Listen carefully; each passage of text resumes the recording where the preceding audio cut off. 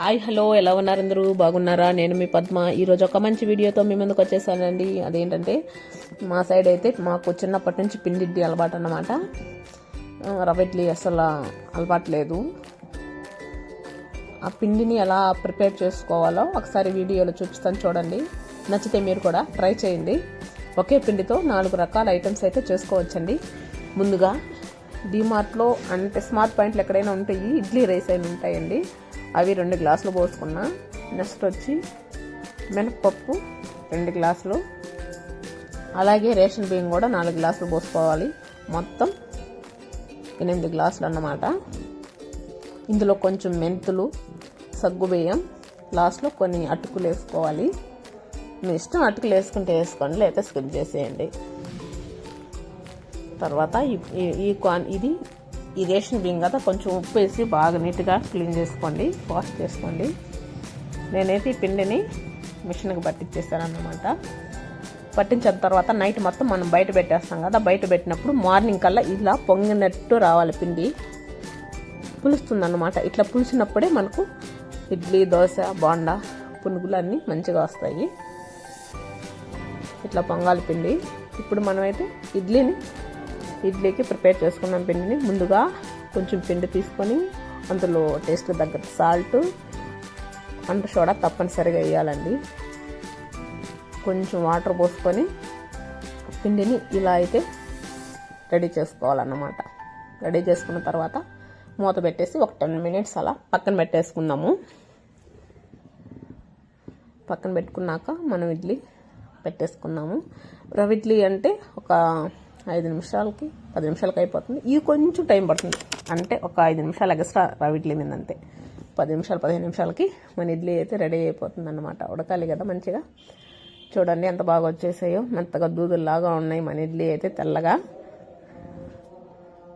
ఇందులో సాంబార్ వేసుకుందన్నా ఇంకా చాలా బాగుంటుంది. చట్నీ బాగుంటుంది, కారం ఏదైనా బాగుంటుందండి. ఒకసారి మీరు తప్పకుండా ట్రై చేసి ఎలా ఉందో నాకు కామెంట్ చేయండి. అదే పిండిలో కొంచెం వాటర్ యాడ్ చేసుకొని దోశ కూడా పోసుకోవచ్చు మనం. ఇట్లా దోశ కూడా మెత్తగా స్మూత్గా బాగా వస్తాయి కూడా.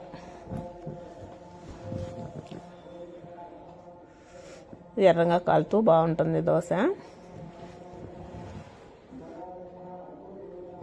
ఈ రేషన్ బియ్యం బుడ్డలు ఇడ్లీ రైస్ అంటాను కదండి, అవి ఉప్పుడు బియ్యం కూడా అని అంటారు. చాలా మంచిది మనకు అవి. తర్వాత అదే పిండితో నేను బోండాలు కూడా ట్రై చేస్తున్నాను అన్నమాట. తప్పనిసరిగా ఇంకా సోడా అనేది వేయాల్సిందని ఈ పిండిలో.